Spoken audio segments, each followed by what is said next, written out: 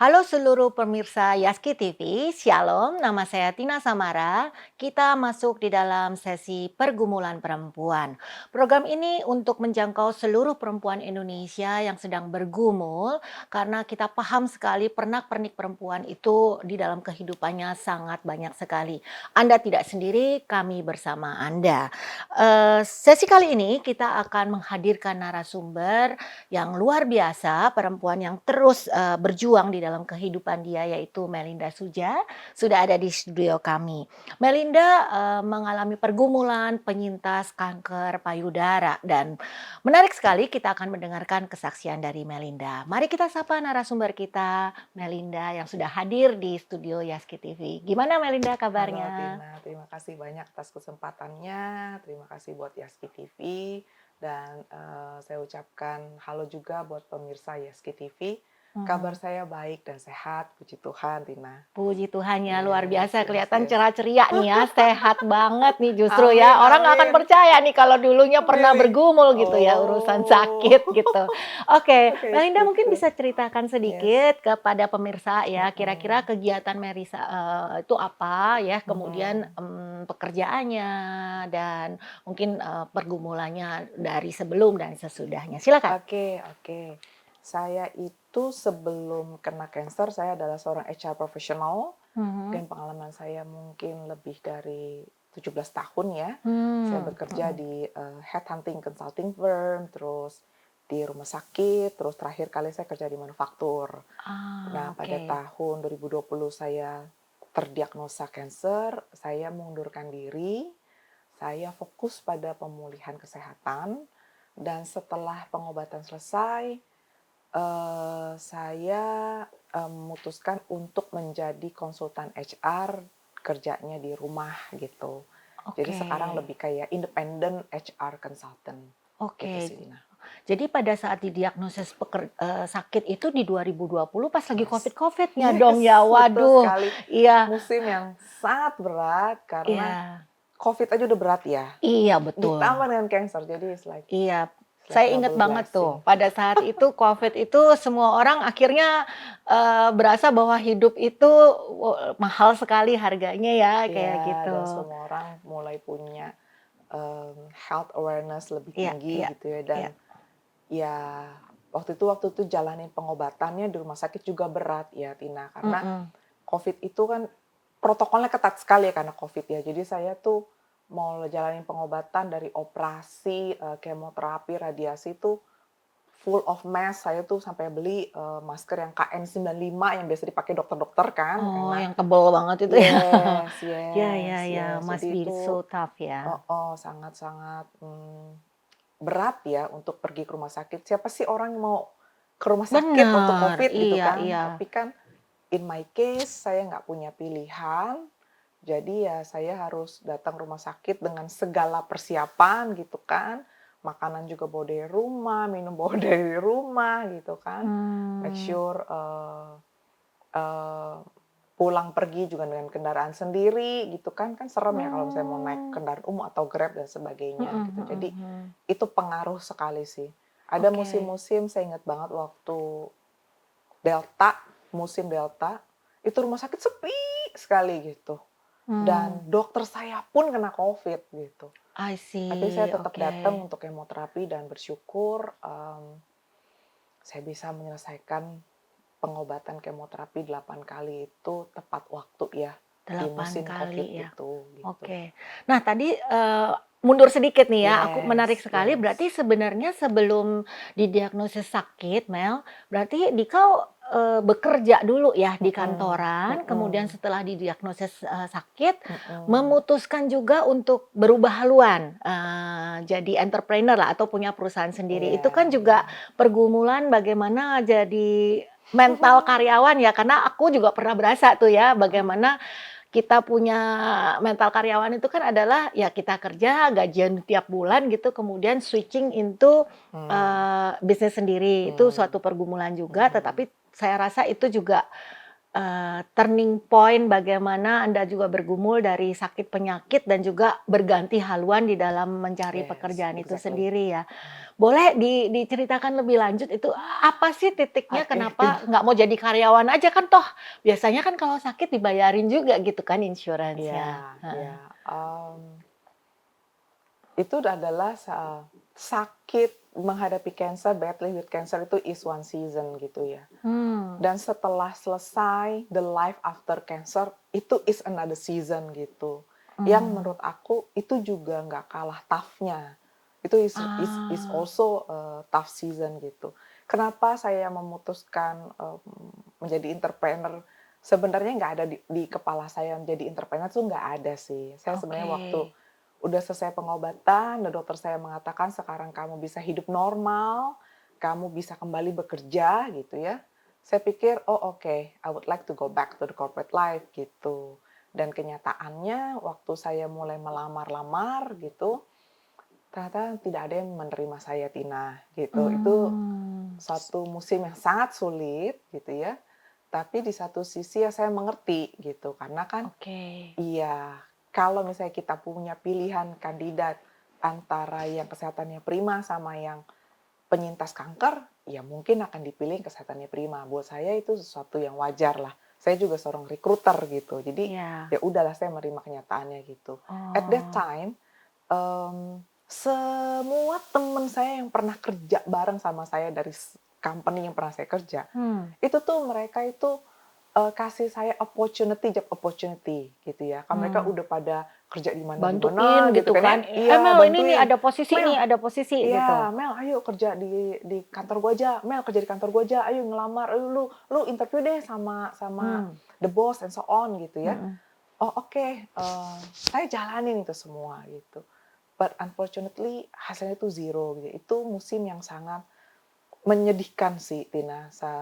Jadi ada kayak job opportunity yang I thought itu udah ada di tangan aku gitu ya, karena hasil dari assessment aku bagus, interview aku cukup menguasai gitu.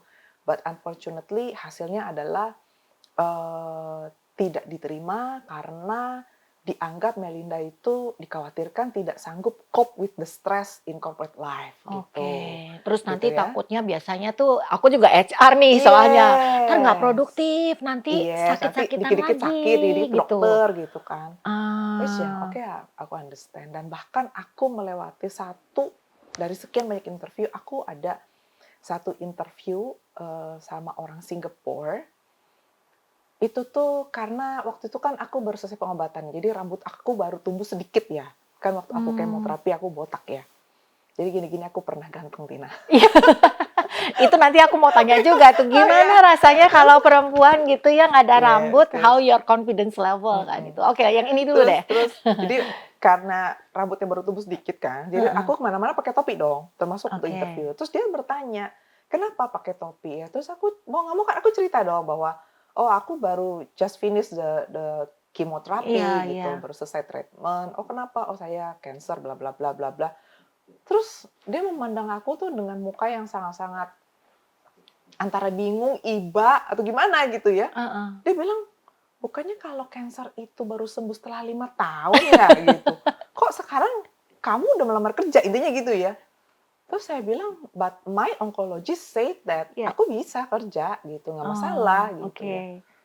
Terus ya saya merasa kok kayaknya dia, mengasihani saya gitu, padahal saya merasa Mmm, saya mhm mhm tidak mhm. tidak dikasihani gitu kan. Mhm mhm. Kok kenapa dia jadi, percakapannya itu jadi mukanya tuh jadi berbeda gitu ya. Jadi Mmm, arahnya tuh bukan arah pertanyaan profesional lagi gitu. Jadi mmm. setelah selesai interview itu, aku nangis sendirian di mobil, Tina. You Aku feel nangis, w it's like karena aku merasa gini, aku tuh tidak mengasihani diri aku sebagai seorang penyintas kanker. But the way he look at me gitu ya, kesannya saya tuh penyakitan. kasihan banget gitu, hidup saya kayaknya, "Lu kasihan Mmm, banget," gitu. Jadi itu yang oke. bikin saya menangis dan sampai akhirnya saya berpikir, kayaknya kalau begini caranya interview, kayaknya saya udah nggak mau lagi deh interview, kayaknya udah enough lah. I don't want to go through this anymore gitu kan. Terus ya udah, setelah itu saya pikir juga saya udahlah saya stop, saya nggak mau apply-apply lagi. Dan kebetulan bos saya di company yang terakhir itu, dia mengatakan, "Mel, kita tuh butuh orang untuk karena kita punya banyak posisi yang we need to recruit a lot of people. Why don't you think coba deh kita obrolin kira-kira bisa contribute apa gitu, kerjasamanya nanti seperti Mmm, apa." Terus saya mhm, datang kembali lagi ke kantor selama saya diajak kembali bergabung gitu, dan mmm, I said that kayaknya kalau untuk jadi karyawan lagi kayaknya sulit di kantor ini, karena waktu itu rumah saya di BSD itu kantornya Cibitung ya. Kayak oke. sulit banget gitu Waduh, untuk jauh banget. Itu kembali lagi ke situ berapa gitu jam ya. sih itu kalau dari rumah? Rumah Wak di BSD, yes, Cibitung? Cibitung itu 70 kilo lah ya, bisa 1,5 jam, 2 jam. Tapi waktu saya kerja di sana tuh saya tinggal di mes karyawan. Oh, I Jadi see, saya cuma oke. pulang, dari hari Jumat, Sabtu, Minggu, gitu. Mmm, Itu pun heeh heeh. sebelum saya pulang ke rumah, karena saya tinggal bersama dengan orang tua, saya pastikan saya selalu tes dulu tuh di kantor. Oke, saya tidak positif Covid, saya baru pulang. Oke Karena itu oke. kan lagi Iya Covid ya, iya iya iya gitu. iya iya. Gitu sih. Jadi saya Iya, pikir, saya bilang sama bos saya, "Kayaknya nggak mungkin saya untuk kembali lagi jadi karyawan. Coba deh kita omong ngobrol-ngobrol terus kayaknya, oh, mhm. coba aja Mel jadi kayak internal headhunter Mhm gitu." Oh mhm ya udah, mhm. jadi saya, Mhm. kerjanya project base gitu waktu itu ya, saya Mhm kerjanya project mhm. base membantu, beberapa posisi lah gitu. Nah dari situ baru, ada teman-teman yang lain gitu, "Mel, kayaknya si ini," saling kenalin lah, refer gitu kan, Mmm, "Si mhm. ini lagi butuh posisi ini." Kayak gitu sih Tina. Akhirnya lama-lama ya bergulungnya dari situ gitu. Iya iya But of iya. course ya pergumulannya beda lagi nih gitu. Iya, Ini banyak season banget nih yang pergumulan. pengen gua tanyain nih, cuman kayaknya, kita lagi mau lihat dia juga Yes, topiknya untuk, yes, yes, pergumulan kansernya itu sendiri, karena itu juga yes, menjadi yes, satu, yes, eee, yes. perdebatan bagaimana ataupun Mhm, pergumulan yang luar mhm, biasa kan, mhm, karena mhm. cancer antara hidup dan mati juga gitu ya. Di Ya, lain, selain bahwa pergumulan tentang pekerjaan itu iya, sendiri gitu ya. pekerjaan itu lebih kepada, the life Iya after iya cancer ya, iya kalau iya yang cancer itu iya sendiri, iya. Nah, ya, boleh diceritain tuh gimana pada saat tahu Mel, ketika oke, dari sehat terus kau oke, didiagnosis sakit gitu, yes, kagetnya atau apanya gitu oke, gimana tuh supaya teman-teman pemirsa juga tahu mhm, bagaimana menyingkapinya ya, mhm, diberi kekuatan? iya. Saya itu terdiagnosa cancer di tahun 2020 di usia 40 tahun, yang Mmm, menurut saya kayak 40 tahun kena cancer tuh kayaknya aduh gimana gitu ya. mhm mhm. Dan, setahun sebelum saya terkena cancer, teman baik saya itu udah terkena cancer yang sama gitu. Jadi Mhm. waktu saya, hasil USG menyatakan bahwa saya suspek malignan, saya telepon teman baik saya gitu, dan teman baik saya bilang, "Mel, we are chosen people," gitu. Chosen Iya, we are people. chosen people. Karena nggak mudah untuk hidup dengan cancer. Setelah Oke. kita selesai treatment pun, itu akan menjadi PR kita seumur hidup untuk kita terus Mmm, melanjutkan hidup yang sehat mhm dan jaga mhm kondisi kita supaya mhm cancer tidak mhm kembali, gitu mhm. kan. Dan Mel, yang saya ingat dia bilang, "Siap-siap ya Mel, kamu harus melepaskan begitu banyak hal dengan Mmm, cancer ini."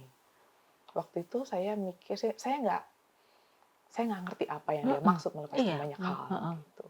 Tapi akhirnya saya mengerti, oh ya, saya akan kehilangan banyak hal dengan musim kehidupan cancer gitu.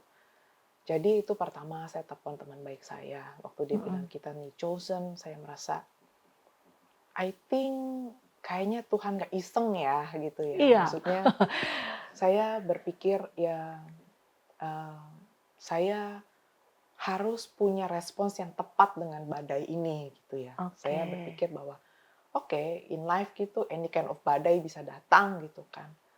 Tapi how do we respond terhadap pergumulan-pergumulan itu, jadi itu yang akan menentukan gitu kan. Hasil akhirnya either we make it or we break it gitu.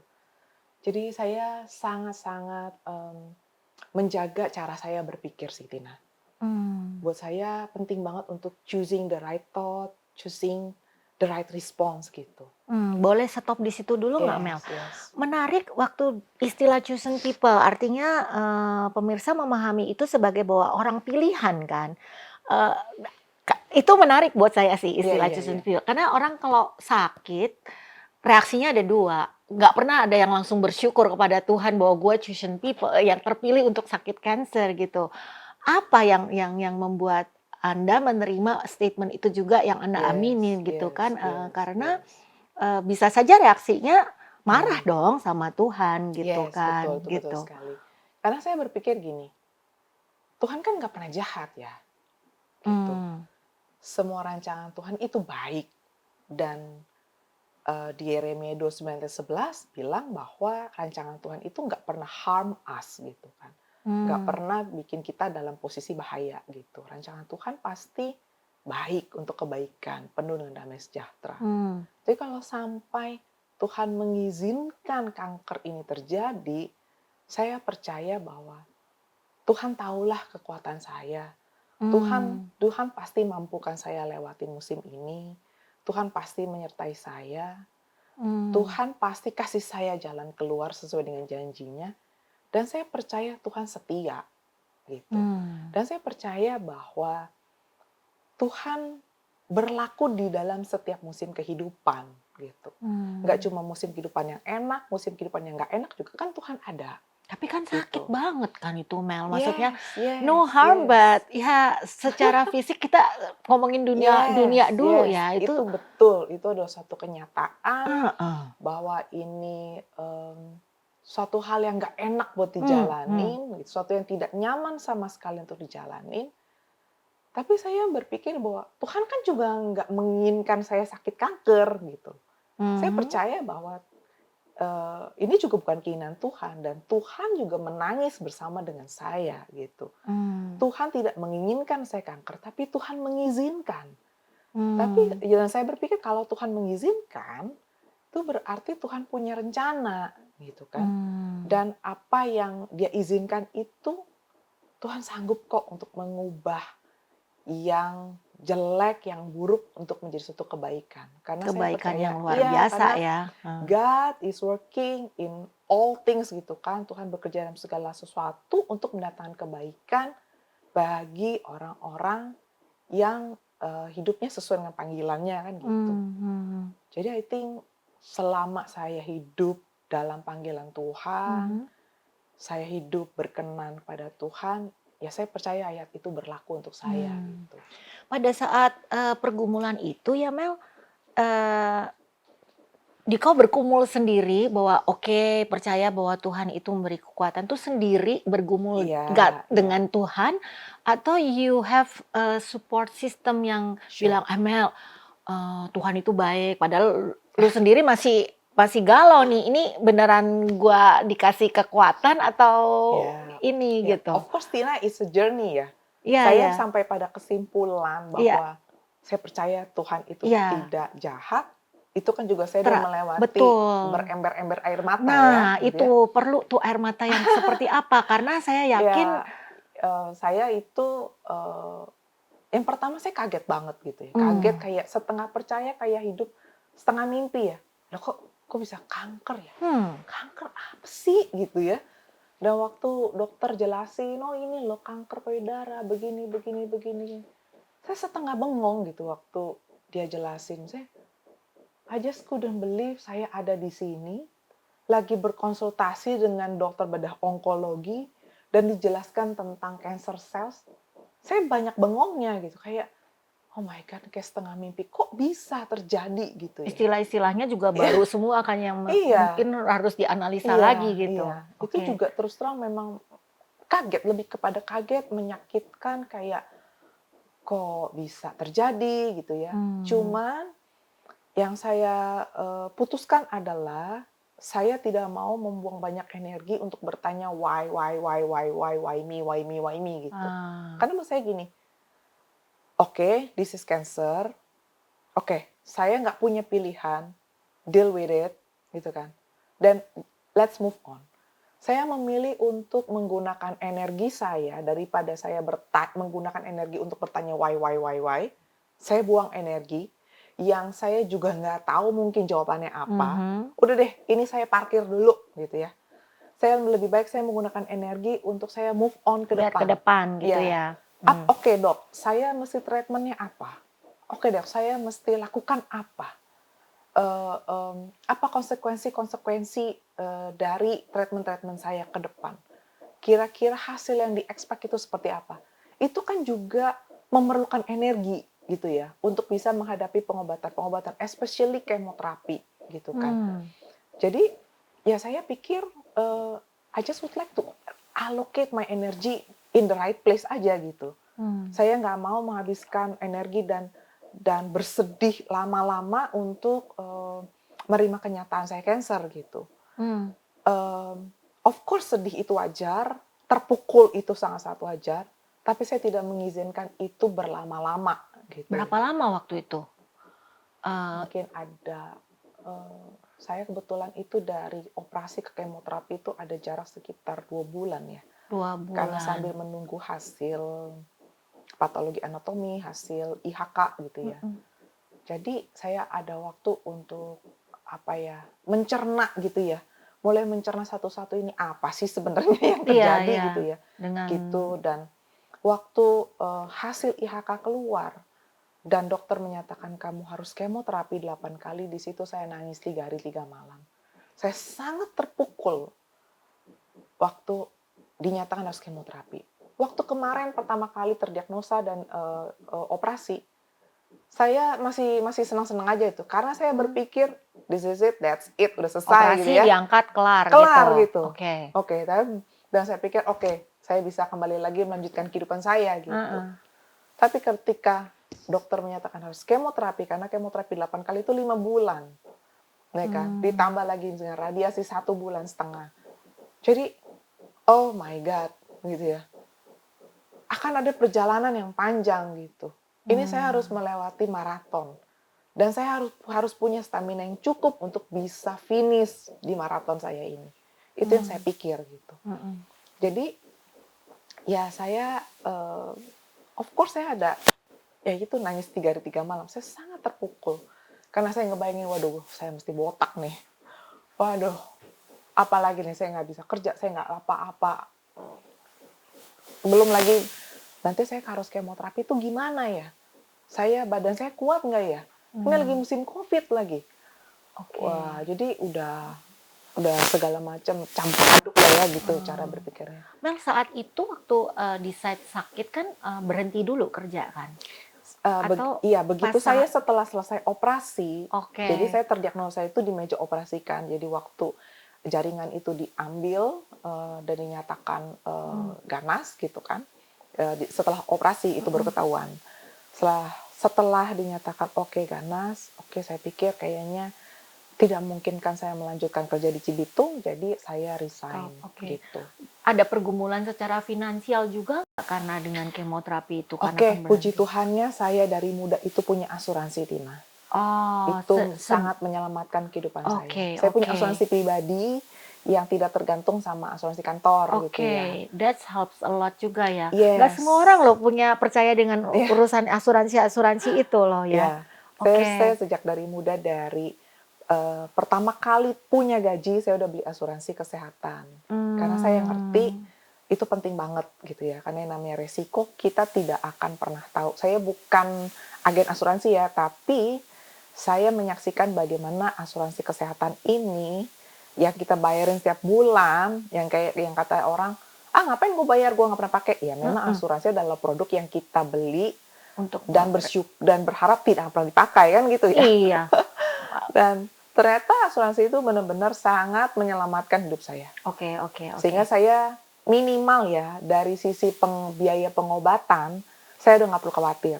Ya, Karena ada oke. asuransi yang bisa Mhm cover mhm gitu ya. mhm Jadi mhm. saya pikirin yang lain-lain lah Ya ya. gitu ya. Saya pikirin makanan saya pikirin bagaimana bagaimana saya bolak-balik ke rumah sakit, obat-obatan, Mmm. anti alergi, anti muntah dan sebagainya gitu kan. Mmm. Saya pikirin lah itu efek-efek kemoterapi harus gimana saya bisa bertahan gitu, Mhm bagaimana mhm. setiap kali kemoterapi kan HB harus bagus, leukosit harus Mhm mhm bagus, saya mhm. harus makan harus bagus meskipun nggak kepengen makan, muntah-muntah terus, jadi saya akan lebih fokus ke sana lah gitu. Oke. Itu sangat membantu Ya. kehidupan sih. Nah, Mel, kita masuk pada saat pergumulan di dalam menjalani terapi itu ya, kemoterapi dan semuanya. Mel sendirian juga kan? Atau ada support system yang Oke, tadi mendukung? talking about support system ya tadi, sorry aku kelewatan. Mhm. Support system, karena itu waktu saya kena itu lagi COVID ya, jadi memang kita kan memang tidak terlalu banyak berinteraksi sama orang-orang lain ya, Mhm mhm. waktu COVID kan. Semua di rumah Semua kan orang itu? kan lockdown Iya ya. iya. Ya, di satu sisi itu ada bagusnya juga sih. Jadi saya tidak perlu menceritakan, saya tuh lagi kenapa pada Ya orang lain, kan karena kita tidak ketemu. perubahan, terus Ya, mata yes, sembab gitu kan, nggak ada yang lihat ya? yes, Oke yes, betul. Itu oke. satu, is good thing. Yang pasti saya punya keluarga yang luar biasa sih, Tina. Saya bersyukur, mmm, keluarga saya benar-benar dukung saya habis-habisan gitu ya. Mhm. Terutama I think my mom ya.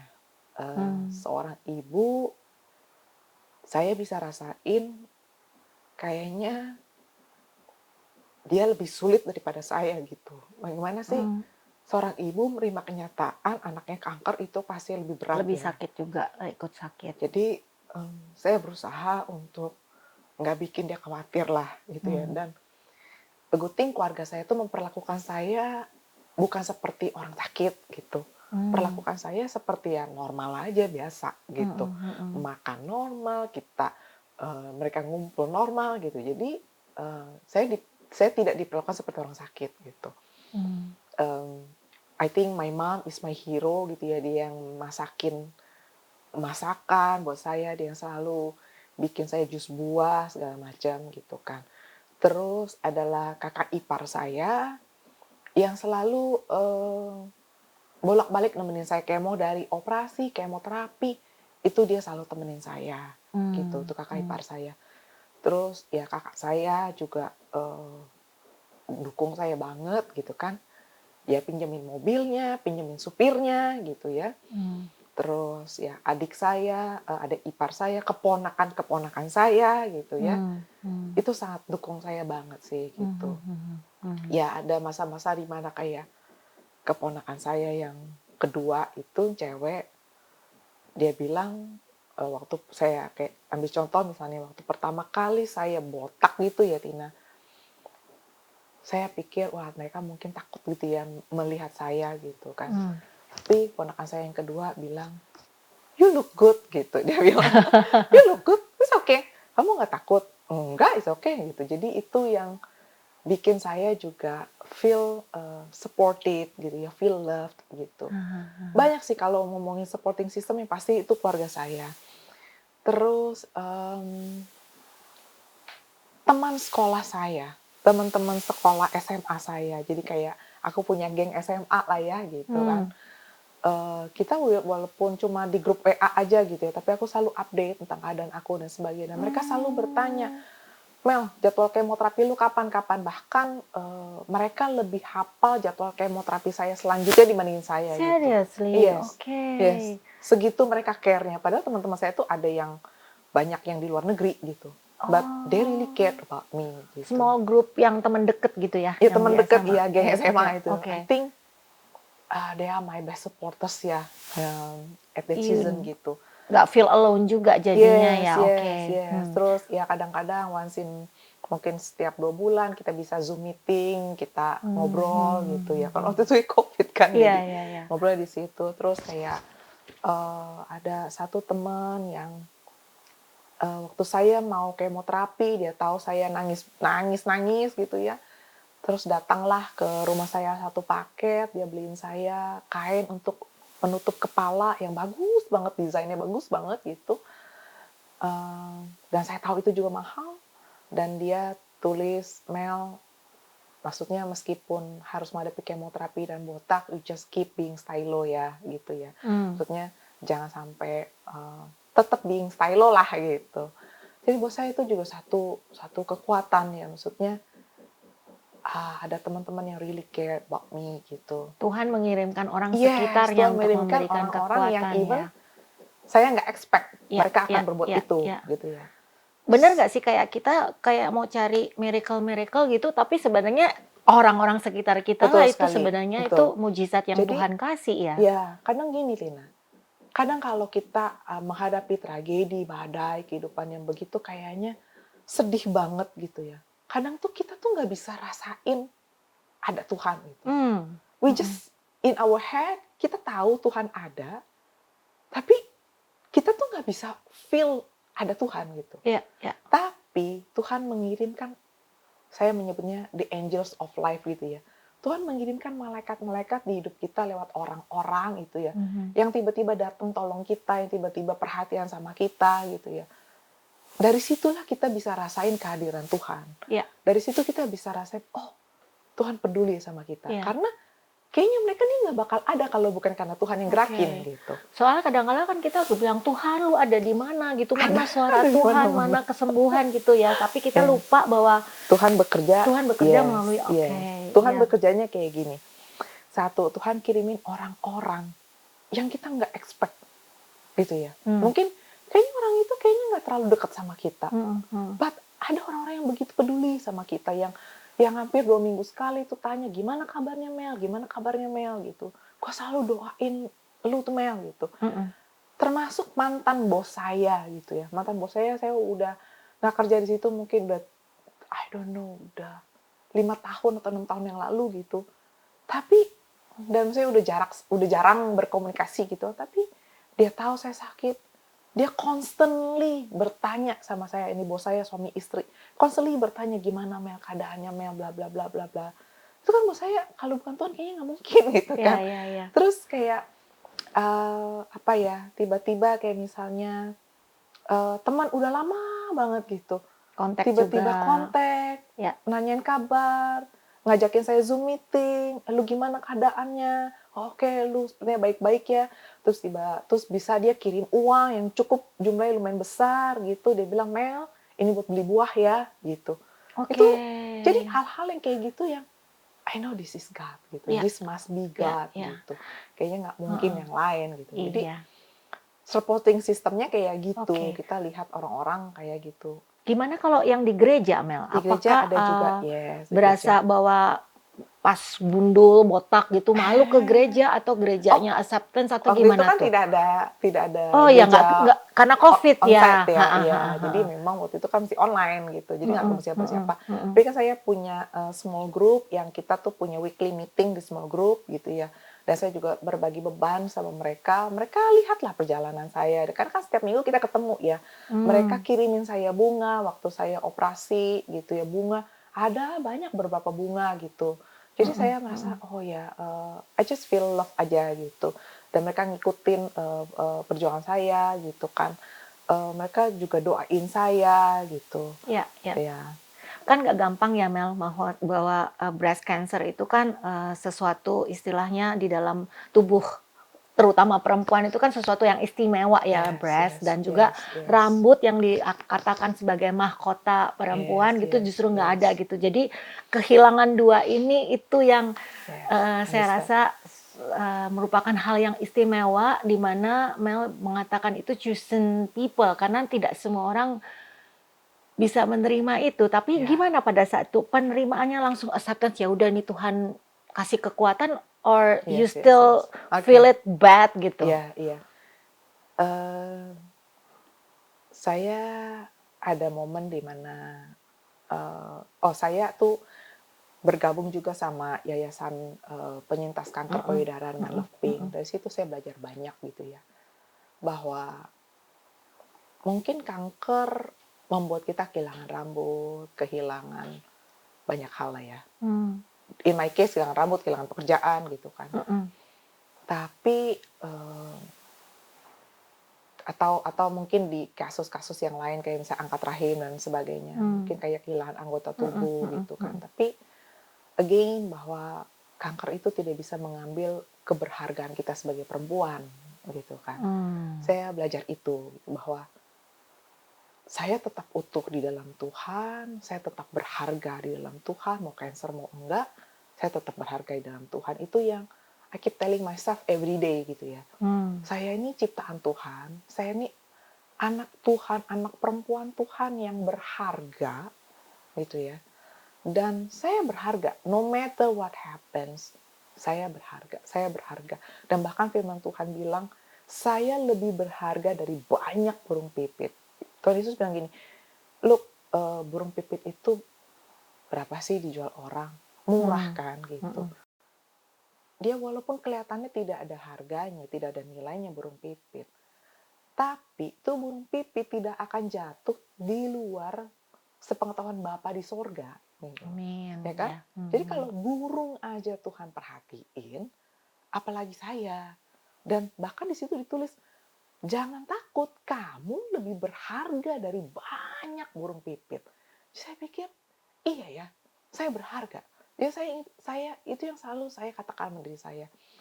Kalau setiap hari saya jalan pagi, saya dengar burung-burung terbang, burung-burung chip in di depan kamar saya gitu.